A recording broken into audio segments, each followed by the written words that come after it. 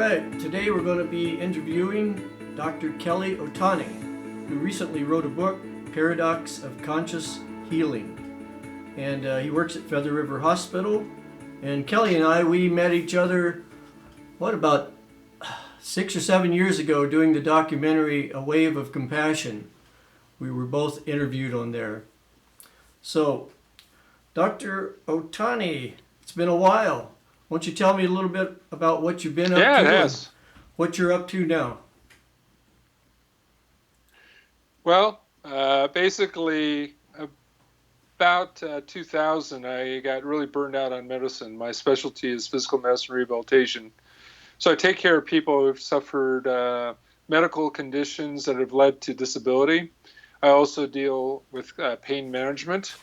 And about 2000, I got really burned out because all I felt I was doing was prescribing medications, ordering therapy that would just last temporarily, and I wasn't really helping anybody. So I thought we were all mind, body, and spirit. We're not just physical beings. As Einstein said, whenever you reach a conflict with a certain level of thinking, you can't solve the conflict with the same level of thinking. You have to evolve your thinking to gain a different perspective on the problem to actually find the solution. So basically what I did, Rahasya, is I had my conventional medicine, which treats the physical aspect of conditions, and I began exploring the mind and the spiritual aspect of healing. So I studied with some of the world's greatest living psychiatrists. I studied and psychologists. I grew up Christian, started studying Buddhism and Taoism and some Native American healers. I studied with the Lakota. I studied with Inuit, studied with Navajo. I studied with a kahuna in Hawaii. And what ended up happening to me is it ended up changing me, and I couldn't practice medicine anymore. So about 10 years ago, I gave up my practice, walked away, went to the desert and did a vision quest. And it was a humbling experience, very humbling. I walked out with no food for 3 days. Opened up my closet doors, let my skeletons and my demons out, all the things that I was angry about, all the things I was ashamed of, all the things I felt guilty for in life. And it was a very humbling experience. It took me a while to come back, and I continued to do research, and it ended up writing a book of my learnings, the wisdom from my various teachers. And the job opened up at Feather River Hospital, which is an Adventist health facility. And I'm not Adventist, but I studied, they were more approachable for introducing spiritual healing. So I started the Integrative Pain Management Program. It's a multidisciplinary approach. I deal primarily with people in poverty, and it involves the regular physical disciplines like physical and occupational therapy. We have life change medicine, which deals with diet, nutrition, sleep. Some of the new concept is food is medicine. And then we have behavioral health, do things like counseling, biofeedback, relaxation techniques. And I introduced the pain support group. And this pain support group is based on different chapters of my book, a progressive, with each chapter they learned a different lesson. And it's been transformative for a lot of the patients. Right. One of the things that I like about Feather River Hospital and the Seventh-day Adventist is they don't expect you to be Seventh-day Adventist, for one, which it really works for me, but their diet. Like right now, They have a full-page ad in our magazine, and we gave them another page because we've had so many of our readers asking for, some recipes. And I thought, oh my goodness, the Seventh-day Adventists, they have the best recipes. So in every issue, they're going to have 2 different recipes plus their ad. Like right now, we're promoting dinner with the doctor, and that was pretty good. We went to that the other night. It was really informative. So tell me something. I noticed. Yeah, they're very proactive. I noticed you have a difference between pain and suffering. Tell us real quick, what's the difference between pain and suffering? Well, the difference is basically one of the people that I was researching. His name is Robert Scares, and he's a neurologist from Colorado, and he was interested in chronic pain and brain function. So he looked at brain cells and brain scans. What he discovered was uh, the brain interprets physical and emotional pain the same. So if a person has physical pain, the tendency is to get stressed, depressed, anxious, sometimes feeling hopeless. Also, when a person gets stressed, depressed, anxious, or hopeless, the pain gets worse because the same brain cells and the same locations of the brain get activated with both conditions.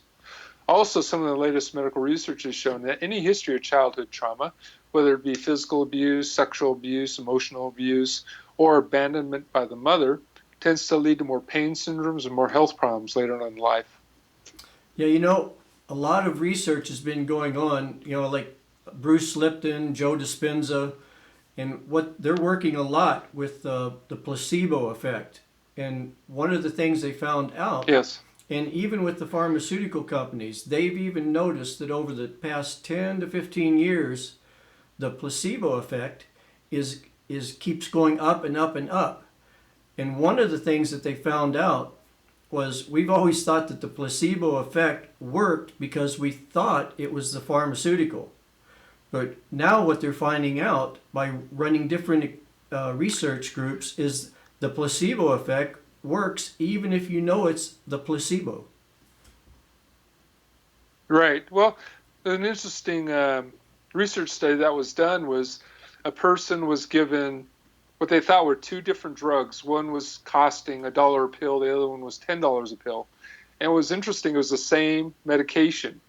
And the Right? pill that they thought cost $10 worked much better than the pill that was just $1 a pill. So So what? yeah, there So, is a so what do you placebo think? effect going So on. what do you think's going on, Dr. Otani? Do you think that we're becoming more into our own power as being able to heal ourselves? That's my hope. Basically, there's been a trend through medicine, science, and technology to make us more dependent on pills and on procedures, and that's ended up taking some of the individual's power away. Part of it is taking your power back by being accountable and responsible for your own healing. Yep. And I went to Cleveland Clinic. They put on a integrative program. They presented a model. Now, the Cleveland Clinic is like the Mayo Clinic. It's world renowned. And they presented a ideal medical model. This was a couple years ago. And I will tell you, quite frankly, I was a little bit bored because everything that they were saying to do, we were doing at our clinic for the indigent. Right. And some of them were providing research that walked up to, touched, but didn't go past spirituality. They didn't talk about spirituality. So these were academics, these were university professors at the medical school. And I went up to them after the lecture and I says, you guys walk up to and you touch, but you don't really call it spiritual. He says, yes, that's correct. Because they say if word gets out that we're touting that, we'll be looked at as witch doctors, voodoo doctors. It's kind of not accepted in the academic setting. But it is so powerful because the spirit and awareness is so much more powerful than any pill or even our thoughts. So it's something that I think that our program has that adds to the efficacy and the power of what we try to do. Yeah, it seems like what you're doing right now, you were almost destined to do something like this because when I first met you, you were sort of the guy of last resort. I mean, the people that came there were the people that Yes. tried everything. So it seems like you always put yourself in this position that's challenging. And I've noticed, like you're using the Feldenkrais method and different aspects of getting people to move again. And I tell you, when Yes. I was doing counseling with adolescents going through drug recovery down in San Diego, they would come in there so locked up. Mm. And if I could take them out to the beach I made the mistake of calling it meditation and I got called on it, so I had to call it a relaxation technique. But if I could get them to move Uh-huh. through some dynamic movements, man, it would just release them up. Yes. And the groups we would have were like night and day before and after, just by getting them to move. Because I think it created more neural networks in a healthy kind of a way. And we could really get in there and do some deep work after that. Oh, that's wonderful. Yes, absolutely.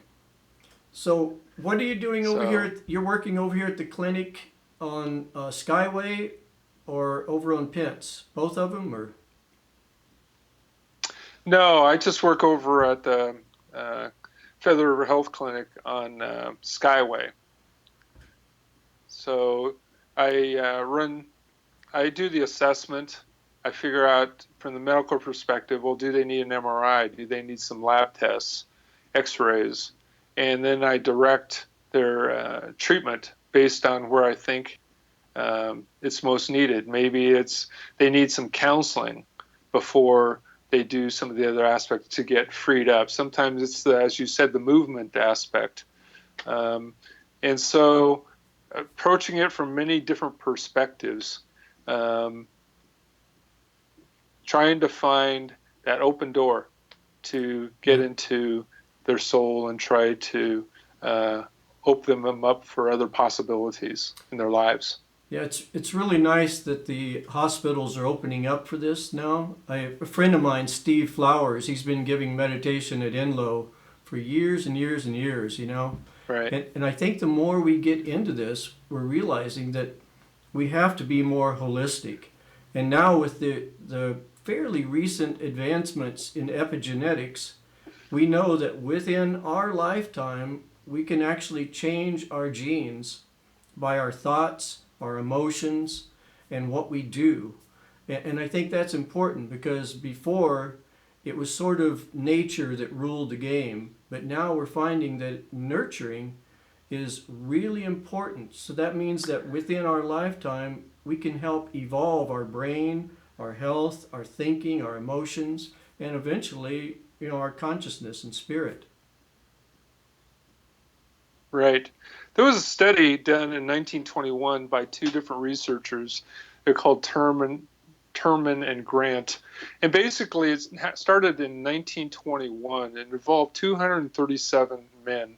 And it followed them for 68 years. The whole goal was to find out what led to a long and happy life. And so they followed these men throughout their lifetime. It's one of the longest running longitudinal studies in history. And what they came up with was 4 factors. One of the factors was genetics. Some people just naturally have the genes for long and happy Right. life. Secondly, it is a happy childhood. So as you said, the nurture aspect. Now, a happy childhood can be recontextualized. Say, I had a teacher who had a friend who never got depressed.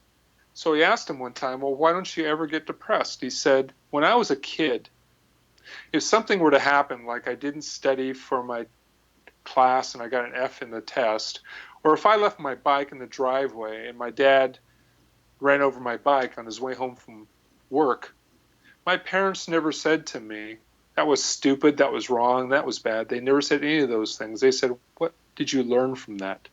What was the lesson you learned? Right. So for him, things were either good or they were lessons. And so things are never bad.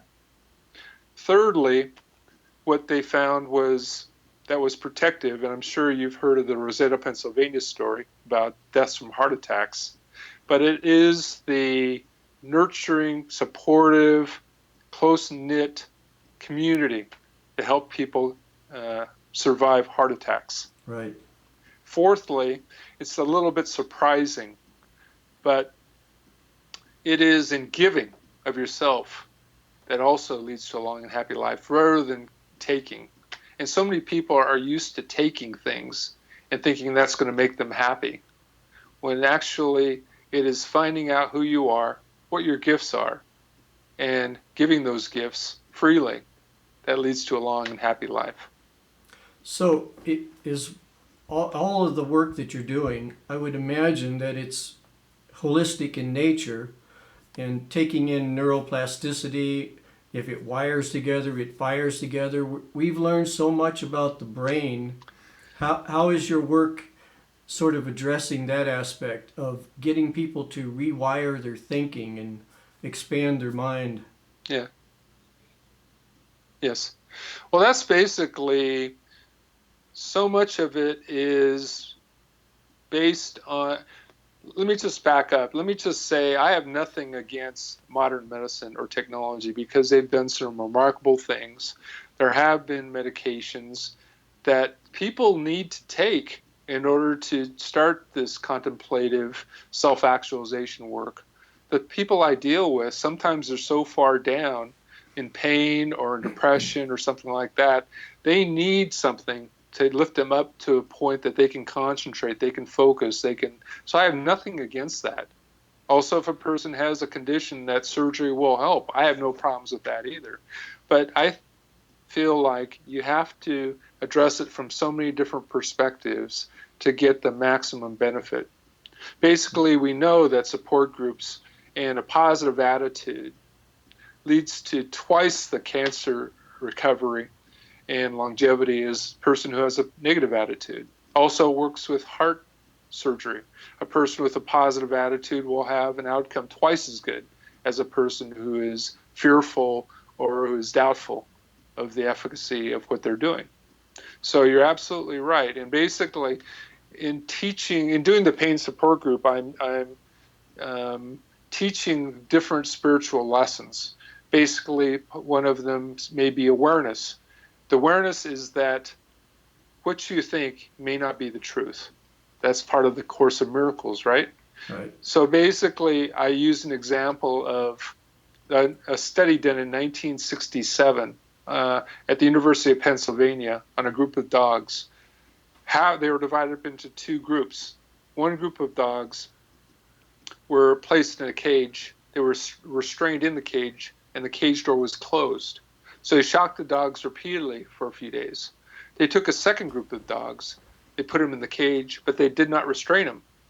They left the pen door open, the cage door open. They shocked the dogs. The dogs ran around the cage trying to escape the shock. They saw the open door and just ran out. A few weeks later, they repeated the experiment.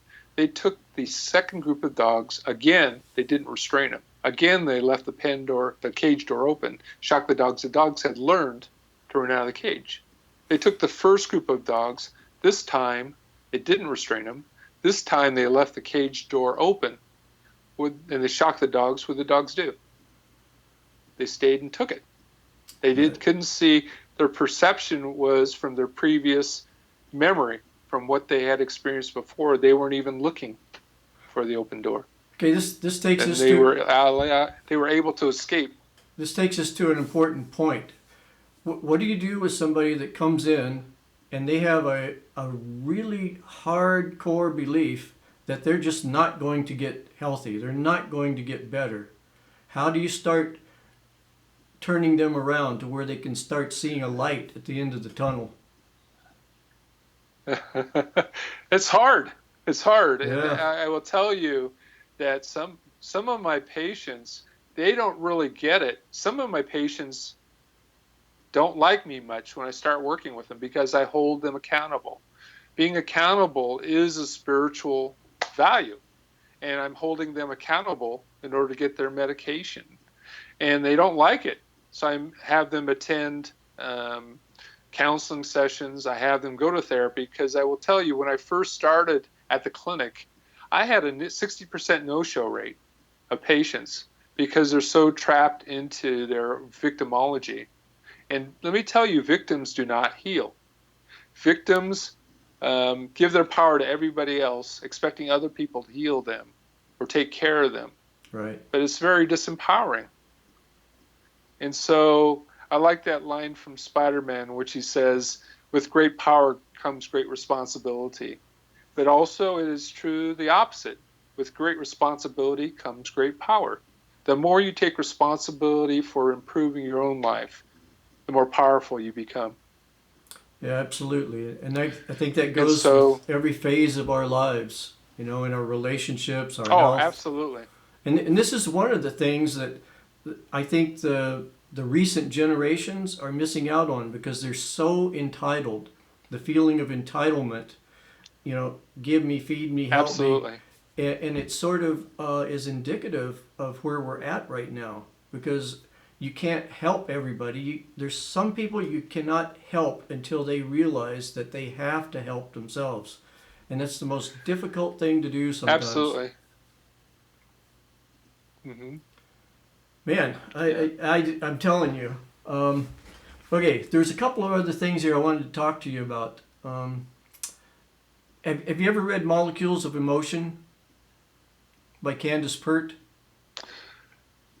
Oh, yes. Yeah, Yes, I used to have that it's book. pretty good. And Yeah. this gets into something that what you're talking about because people actually get addicted to being a victim. Like, say, that a person thinks to Absolutely. themselves that things always happen to them, always happen to them. It's the poor, poor, pitiful me. What happens is Right. there's a peptides and hormones that plugs right into the opiate receptors in their cells, and they get addicted to that particular soup.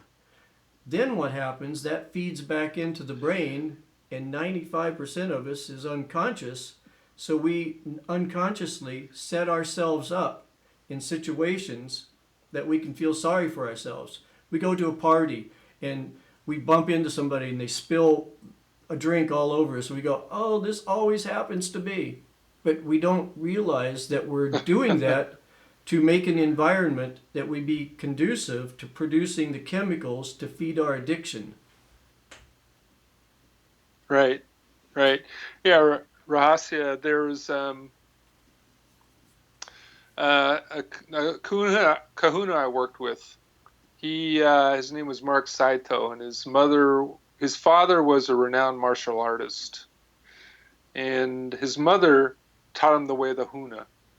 So Mark told me the story of he was in Honolulu at a 7-Eleven and he was paying for some things at the cash register. And so he looked out the front window of the store and he saw this man and this woman just shouting at each other. He saw the man take his hand and slap the woman across the face and she fell to the ground. So Mark went out there and he went to the guy and he says, you shouldn't be doing that. The man took a look at him and took a swing at him. But Mark, being who he was, he dropped the guy immediately. Then Mark started hearing this screaming and started feeling pain in his body. He turned around. The woman was ripping his clothes, was pulling his hair, was Yeah. biting him, scratching him, and screaming obscenities. And Mark backed away. He says, whoa, what's going on here? He's a young man, right? So he took off.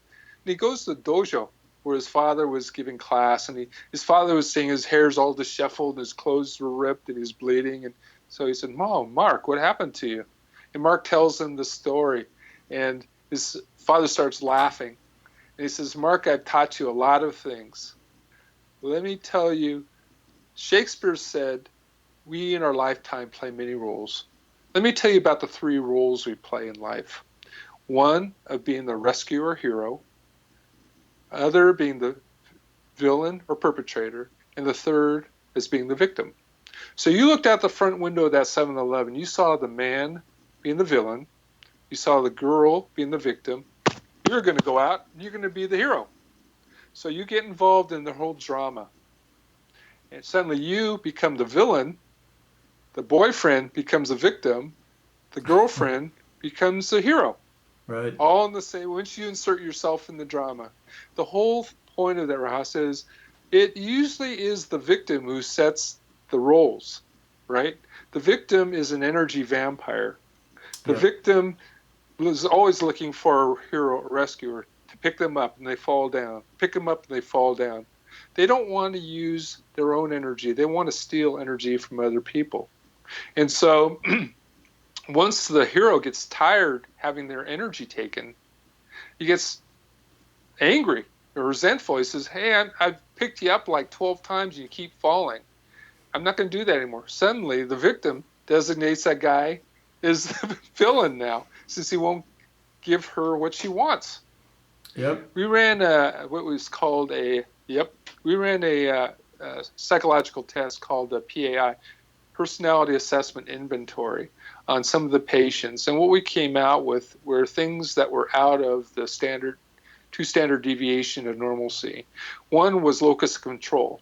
In other words, people felt like they had everything was controlling them. Their environment was controlling them. They had no ability to control anything that were happening to them.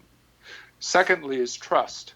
So many of the people in poverty came from dysfunctional childhoods, from addictions to sexual, physical, emotional abuse to neglect, that they never, trust is developed during the first 6 years of life. So they never developed that trust. Third is self-esteem. Okay. So in starting the pain support group, those were the three areas I wanted to approach and get the patients, the individuals who participated to get a handle on, to work on those specific areas. Yeah, I tell you, you have your job cut out for you, because trying to overcome that original limbic imprint that happens, when a child is even in the womb, they can start having a limbic imprint that they're going into a violent world, and a lot of the neural activity happens back there instead of in the frontal lobes. And to overcome that, I tell you, right. I have never found anything better than movement meditations, active kinds of meditations, because there's something about just getting a person moving. I'm sure you see it all the time. You'll see somebody walking down the street and they're locked up, they're stiff. And I've noticed when Dara gives a meditation class, some people, she'll say, okay, it's time to jump around, and here they are going, just barely moving, and they're locked in. That's right. Right. So what's your next step now? What are you many of the metaphors. Go ahead. I don't know. Basically, I wanted to see if this whole thing worked. Using my book, the chapters in the book, with real life patients. And I felt like if I could help these people, because the people in poverty are really locked in. Yeah. If you could help these people, the whole technique would help anybody. So what I'd like to do is just have it eventually become part of the plan, or put it out there in other communities, similar communities, and just have the whole thing just take root and help raise people out of poverty. Rahasya, what's happening is the majority of the people I see are in their 40s and 50s, okay? Now, their children, these are the people making the shift. They have a certain amount of wisdom that they've, from life experience, but their kids are being stupid still. They're the kids out there, the entitlement generation, or whatever. So many of these people are taking care of the grandkids, right? Right. The 5 to the 12-year-olds. And basically, if you can have these people, the grandparents, teaching the young kids the new way of being, new belief patterns, new attitudes, perhaps you can raise that generation out of poverty.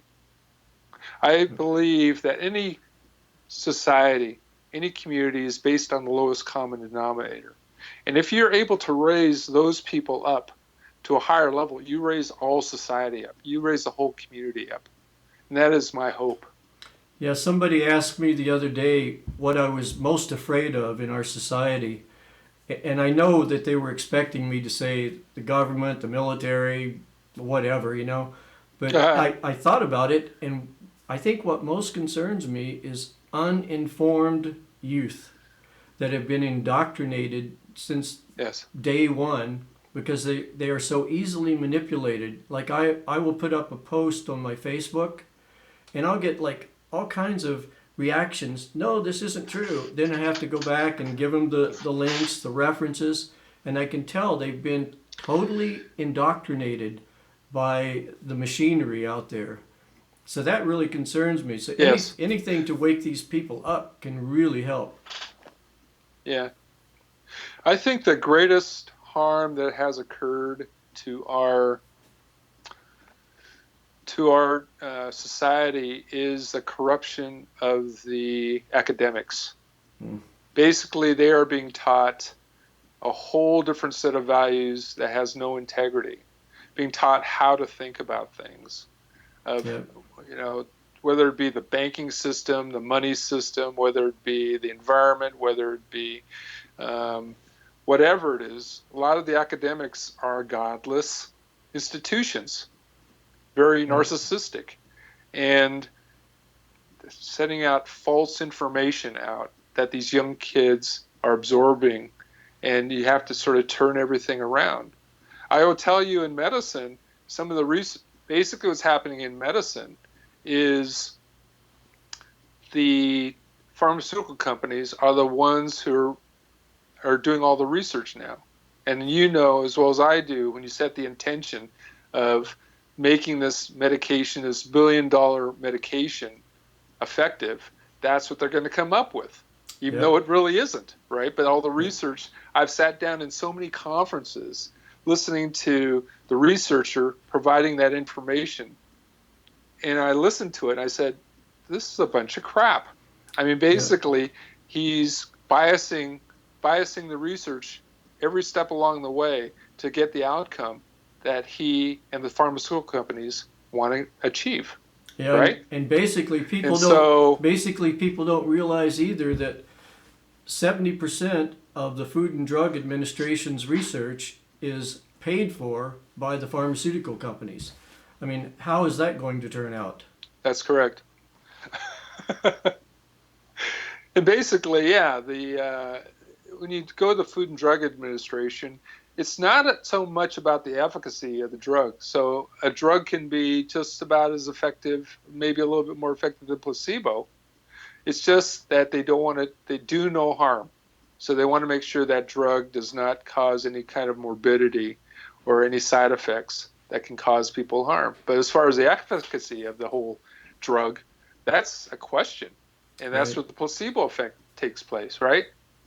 It's a whole, drug companies will spend $1 billion looking for a molecule that they're willing to market, to research, to produce, to market, with the hopes of making $1 billion a year on that drug.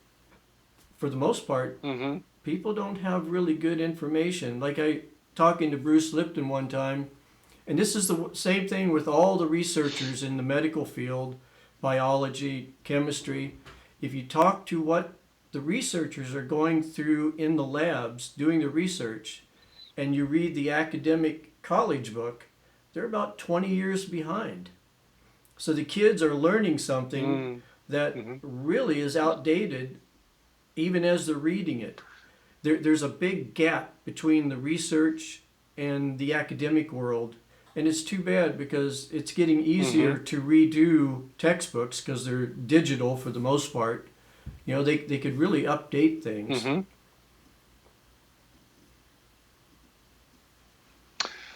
That's true. It's very true. Well, listen, I think I'm going to let you go for anything you want to add to this discussion?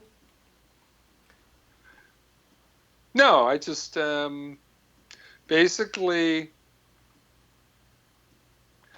I think that what we've talked about as far as ways, the things that have been most effective for me as far as the spiritual component of healing, Yeah. involves forgiveness.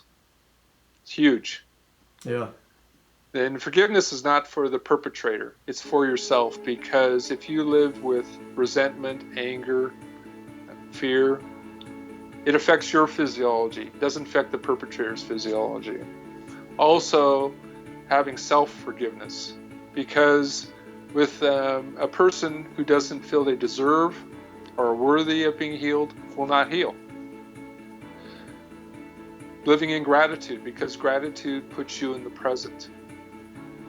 And finding a new purpose in your life and accountability and personal responsibility to get better, and not looking for somebody else to do it for you. Self-empowerment. Self-empowerment, that's what it's all about. Well, thank you for your time, Dr. Otani. And it's good to be back in touch with you. Well, thank you, Rahasya.